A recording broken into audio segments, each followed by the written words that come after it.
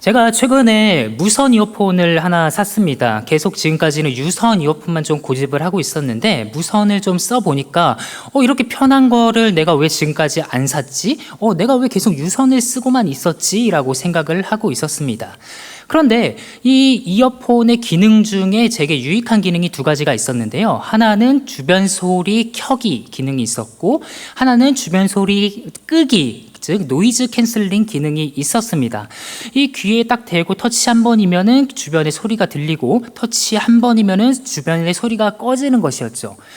이 이어팁이 있었던 커널형 이어폰만 그냥 귀에다 꽂았을 때에도 차음성이 더 좋았었는데, 굳이 이렇게 노이즈 캔슬링의 기능을 사용해도 될까 하는 의문이 있었는데, 정말 한번 써보고 나니까 이거는 다시는 돌아갈 수 없다. 이것이 진짜 한 번만 써본 사람이 없다는 그 노이즈 캔슬링 기능이구나 라고 생각을 했습니다. 우리 신앙에도 이렇게 노이즈 캔슬링이 필요합니다. 우리는 살아가면서 여러 가지 문제들을 안고 있습니다. 그리고 그 문제 해결을 위해서 여러 사람들에게 도움을 받기도 합니다. 그렇지만 우리의 신앙에 여러 가지 문제를 해결해 주시는 분은 바로 하나님이십니다. 우리가 문제를 찾기 위해서는 이 주변에 있는 소음들을 다 끄고 말씀과 기도에 집중을 해야 하는 겁니다. 하나님께서는 자신에게 집중하시는 사람의 기도를 들으시는 분이십니다. 오늘 본문으로 들어가도록 하겠습니다. 우리가 시편을 이해하기 위해서 가장 먼저 해야 할 작업은 이 시를 누가 썼느냐, 그리고 이 시의 장르가 무엇이냐 하는 것입니다.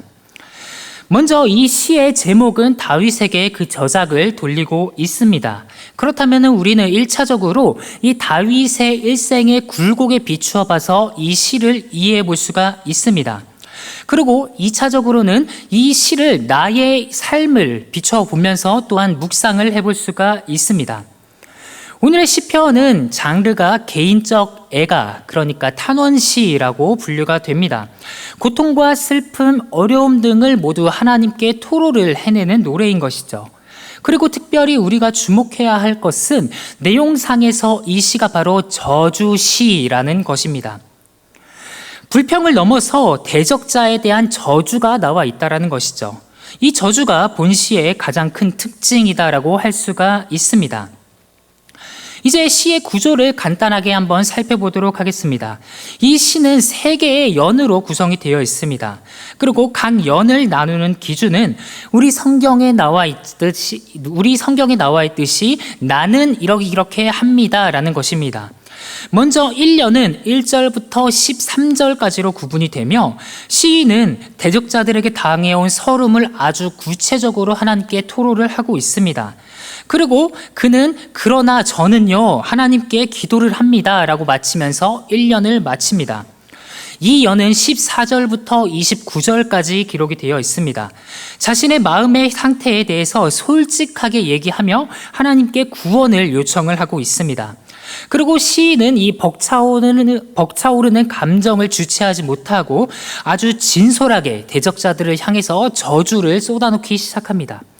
그리고 그러나 나는 가난하고 슬프고 주님의 구원을 바란다 라고 말하면서 2연을 마치고 있습니다. 그리고 3년은 30절부터 36절까지로 하나님을 찬양하며, 그리고 또한 주위 사람들에게 하나님을 위대하시다라고 선포하자라고 하면서 권면하며 오늘의 시를 마치고 있습니다. 그런데 문제는 우리가 이 저주의 내용을 담긴 노래를 보고 굉장히 당혹해 한다는 것입니다. 예수님께서는 원수를 사랑해라, 너희를 핍박하는 자를 위해서 기도하라 이렇게 가르치셨는데 어떻게 이렇게 저주를 할 수 있을까요? 우리를 괴롭히는 사람들을 저주를 해도 되는 것일까요? 또한 이 시편의 구조는 우리 야고보 선생님께서 들으셨을 때 굉장히 개탄해 하실 내용입니다. 야고보서 3장에서 야고보 선생님은 이렇게 말씀을 하셨죠. 이것으로 우리가 주 아버지를 찬송하고 이것으로 하나님의 형상대로 지음받은 사람을 저주하나니 한 입에서 찬송과 저주가 나오는도다. 내 형제들아, 이것이 우리에게 마땅하지 아니하니라. 그렇다면 오늘 우리는 이 다윗의 시를 어떻게 바라봐야겠습니까? 우리는 이 문제를 해결해야 합니다. 오늘의 시를 조금 더 자세하게 한번 들어가 보도록 하겠습니다.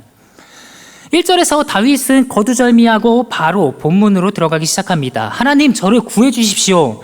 여기서 우리는 다윗의 지금 굉장히 암울한 상태를 들여다볼 수가 있습니다. 기도하는 순간순간마다 자신이 깊은 물에 빠져 있다라고 고백을 합니다.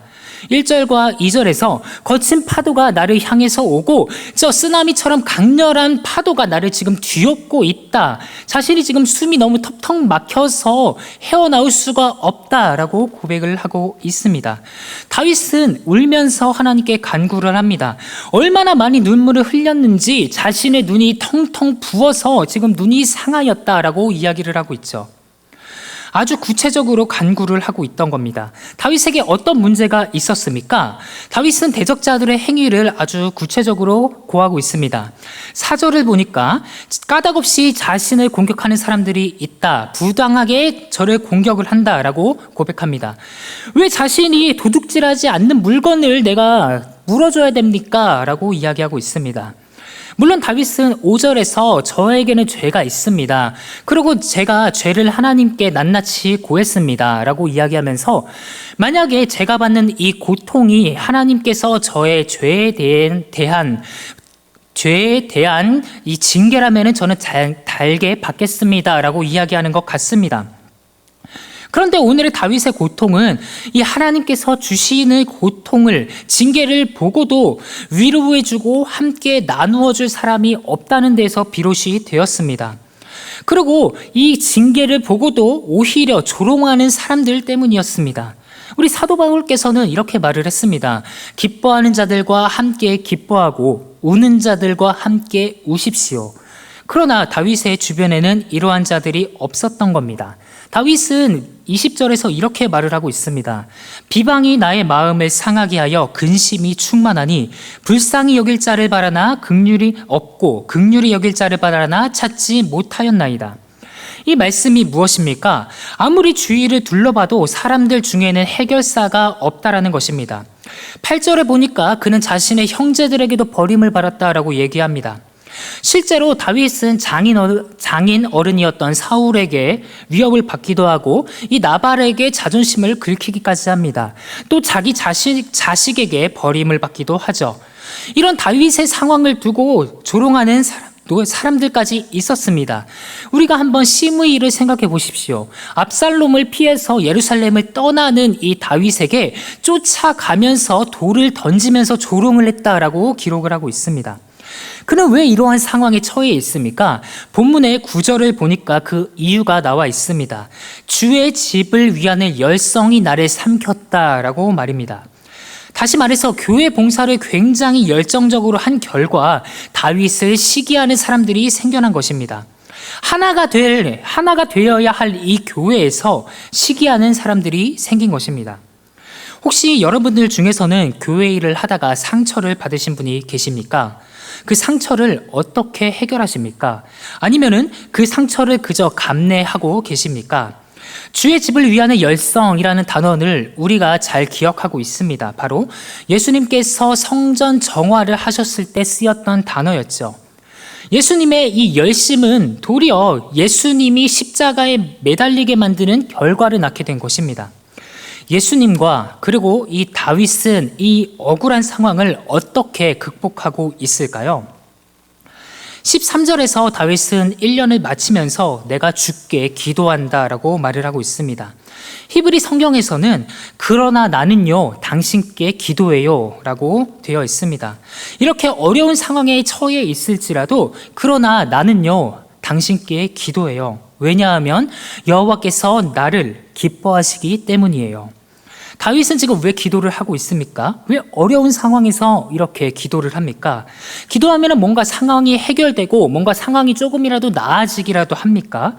그는 19절에서 이렇게 얘기하고 있습니다. 당신은 나의 비방과 수치와 능력을 아십니다. 하나님께서 나를 아시기 때문에, 나를 이해하시기 때문에 그는 기도를 하고 있는 것입니다. 다윗은 사람 중에서는 의지할 자가 없다라고 말했습니다. 불쌍히 여기는 이도 긍휼히 여기는 이도 없다라고 말이죠. 그때 다윗은 하나의 원리를 발견했습니다.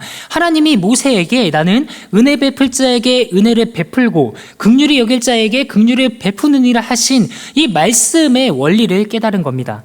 다윗은 사람은 자신을 구원할 수 없다라는 사실을 깨닫고 이 구원이 오로지 여호와께 있다라는 사실을 깨달았습니다.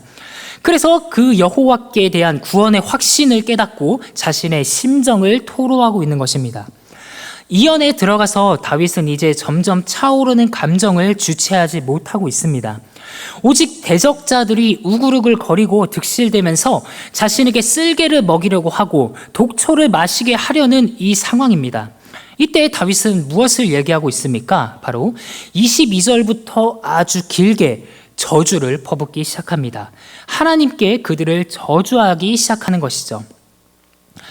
제가 이 시를 처음 읽었을 때가 생각이 납니다. 고등학교 1학년 때로 기억을 하는데요. 당시에 저는 중학교를 졸업하고 고등학교에 뺑뺑이를 돌려서 들어갔던 적이 있습니다. 그때 이제 처음에 반 배정을 했는데 제가 들어간 반이 지하에 있던 반이었습니다. 믿기실지 모르시겠지만 그때 당시 지하에 반이 있었어요.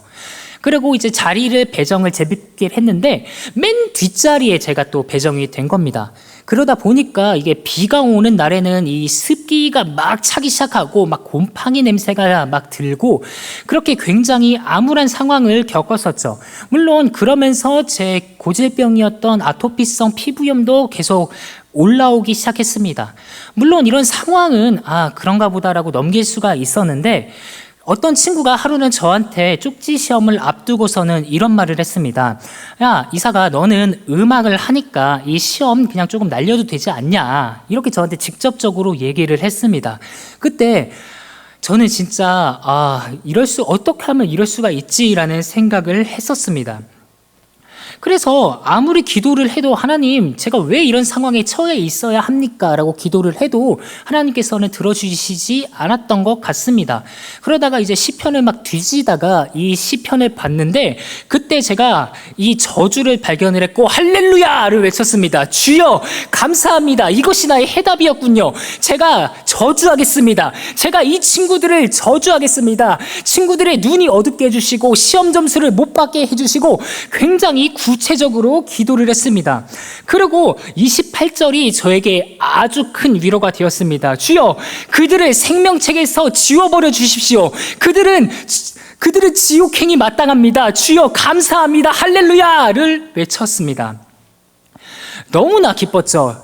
이것이 하나님께서 나에게 주신 은혜였구나. 이 저주가 바로 나의 은혜였구나. 하나님, 저는 가난하고 슬픕니다. 저를 구원해 주십시오. 저는 이렇게 기도를 했습니다.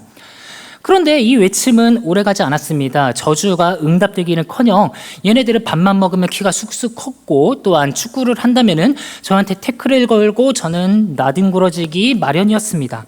날이 갈수록 격차는 더욱더 커졌었죠. 그러다 성경 전응 반대편에서 다른 진리를 깨달았습니다.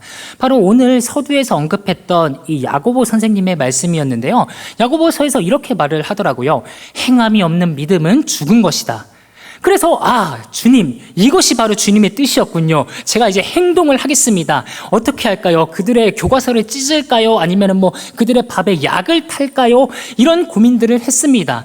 그런데 제가 믿음이 부족한지 실행에 옮기지는 못했었습니다. 이런 상황에서 정답이라는 것이 있었을까요? 여러분들은 어떻게 생각하십니까? 저뿐만이 아니라 많은 사람들이 이러한 고통 속에 있습니다. 어떤 사람은 이 직장에서 어려움을 당하기도 하죠.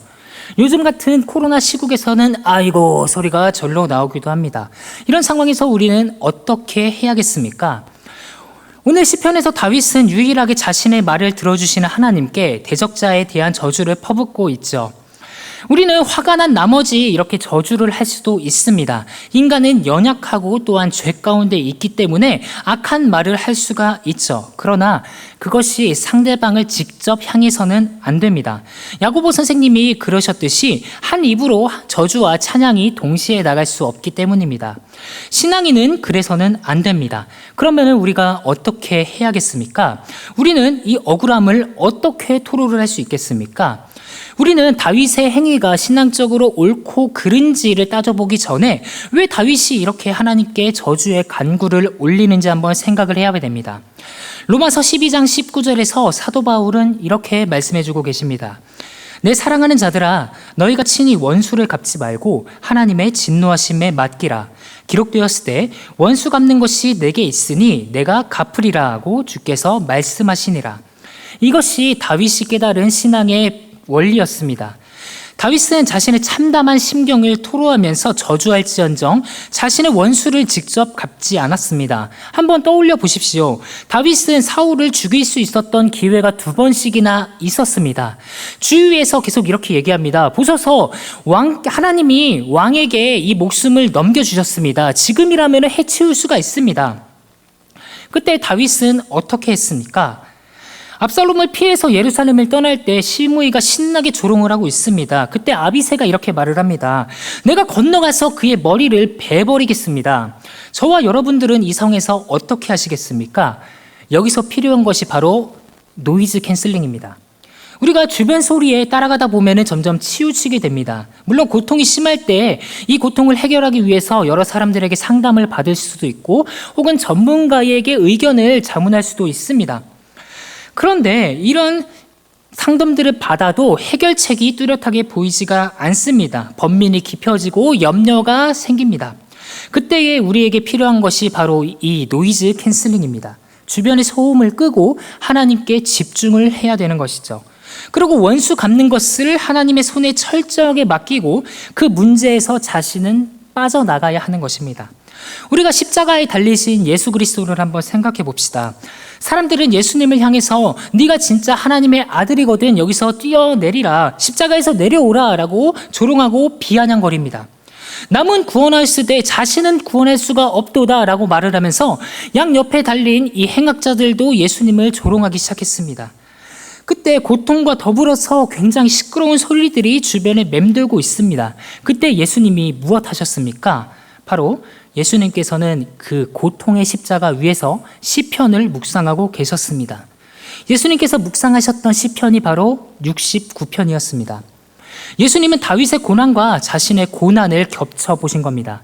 그리고 오늘 본문의 21절을 떠올리면서 사람들에게 이렇게 얘기했습니다. 내가 목이 마르다.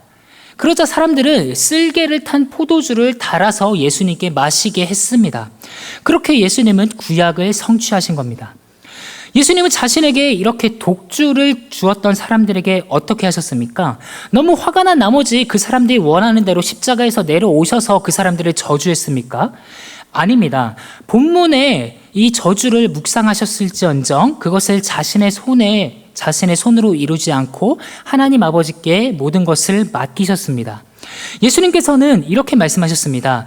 아버지여, 저들의 죄를 사하여 주옵소서. 자기들이 하는 것을 알지 못하나이다. 그리고 아주 담담하게 다 이루었다라고 말씀을 하셨습니다. 오늘 다윗은 모든 감정을 쏟아내면서 하나님께 전심으로 간구합니다. 그리고 이연을 마치면서 1년에서 그랬던 것처럼 한 번 더 그러나 나는요를 사용하고 있습니다. 그러나 나는요 가난하고 슬퍼요. 하나님, 당신의 구원으로 나를 높여주세요. 그리고 다윗은 모든 것을 훌훌 다 털어버리고 홀가분한 마음으로 하나님을 찬양하기 시작합니다.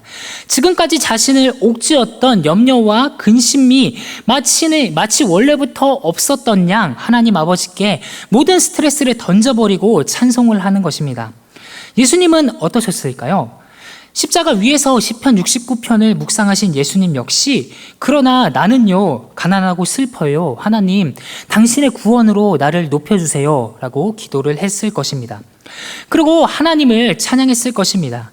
그렇게 자신의 육체를 이 황소보다 더 나은 제사로서 하나님께 바치셨을 겁니다. 다윗은 이렇게 말을 합니다. 32절입니다. 32절을 한번 같이 읽어보도록 하겠습니다. 공고한 자가 이를 보고 기뻐하나니 하나님을 찾는 너희들아, 너희 마음을 소생하게 할지어다. 아멘. 여호와는 궁핍한 자의 소리를 들으시며 자기로 말미암아 갇힌 자를 멸시하지 아니하십니다. 여기서 다윗은 이렇게 기도를 합니다. 우리가 마음을 소생해야 된다라고 말이죠. 우리가 기도함에도 계속해서 낙심하고 있다라면은 잘못 기도하고 있는 겁니다. 이 기도의 결과는 영혼의 소생이 되어야 하는 것입니다. 오늘의 시편에서 다윗은 깊은 물에 빠져 있는 느낌을 받고 있습니다. 이것은 굉장히 숨이 막히는 고통입니다. 그러나 우리가 다른 각도에서 이것을 한번 비춰봅시다. 이 물 속에서는 아무런 소리가 들리지 않습니다. 마치 이 노이즈 캔슬링을 한 것처럼 고요합니다. 어머니의 자궁 속에 있는 이 태아를 한번 생각해 보십시오. 물 속에 있지만 아무런 걱정 없이 이 어머니께서 주시는 양분을 탯줄 하나에 의지해서 살아갑니다. 주변에서 자꾸 뭐라고 하십니까? 두려움과 근심과 염려가 가득하십니까? 이 버튼 하나를 누르고 소음을 끄시기 바랍니다. 그리고 모든 것들을 하나님께 던져버리시기를 바랍니다. 하나님께서는 자신에게 집중하는 사람의 기도를 들으시는 분이십니다. 화가 나고 시기가 일어나십니까? 하나님께 맡기십시오. 하나님께 기도하십시오. 하나님께 해답이 있습니다. 아무것도 염려하지 말고 다만 모든 일에 기도와 간구로 너희 구할 것을 감사함으로 하나님께 아뢰라. 그리하면 모든 지각에 뛰어나신 하나님의 평강이 그리스도 예수 안에서 너희 마음과 생각을 지키시리라. 아멘. 기도하겠습니다. 하나님, 수요일 날 예배할 수 있도록 온라인으로 또 이곳에 직접 나와 대면해서 예배할 수 있도록 은혜 주셔서 감사합니다. 점점 한국 교회에 수요 예배가 없어지고 약화되는 이 순간에 저희 교회가 예배의 본질을 지킬 수 있도록 이 코로나 시대에도 붙잡아 주셨음을 감사합니다. 하나님, 신앙생활을 머리로 하지 말고 마음으로 하게 하시고 소고름으로 천천히 뚜벅뚜벅 주님 주신 길을, 좁은 길을 잘 걸어가는 성도들이 되게 은혜를 베풀어 주소서. 하나님, 코로나 어려운 시대 학원을 복을 더하여 주소서.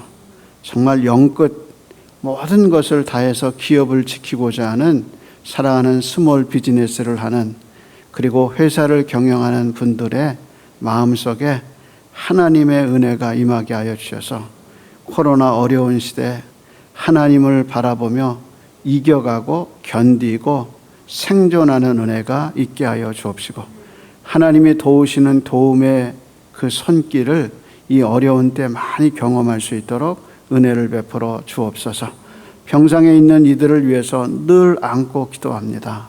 하나님, 긍휼히 여겨주셔서 회복의 영광이 있도록 인도해 주옵시고, 이곳에서 하는 기도들을, 가정에서 하나님 앞에 하는 그 기도들이 가장 필요한 순간 성령의 역사로 하나님의 은혜의 현장이 될 수 있도록 복을 더해 주옵소서. 오늘도 드려진 예물 가운데 하나님 영광이 드러나게 가정 위에 함께하여 주옵시고, 오늘도 예배하고 돌아가고 예배하는 성도들의 심령 속에 주의 사랑과 은혜를 부어 주시옵소서. 이제는 언제나 우리의 목자가 되어주시고 언제나 우리의 삶의 인도자가 되어주시는 우리 구주 예수 그리스도의 은혜와 하나님 아버지의 변함없으신 사랑하심과 성령 하나님의 은혜가 오늘도 예배하고 기도한 성도들의 심령과 기도 제목 위에 이제로부터 영원토록 함께 있기를 축원하옵나이다. 아멘.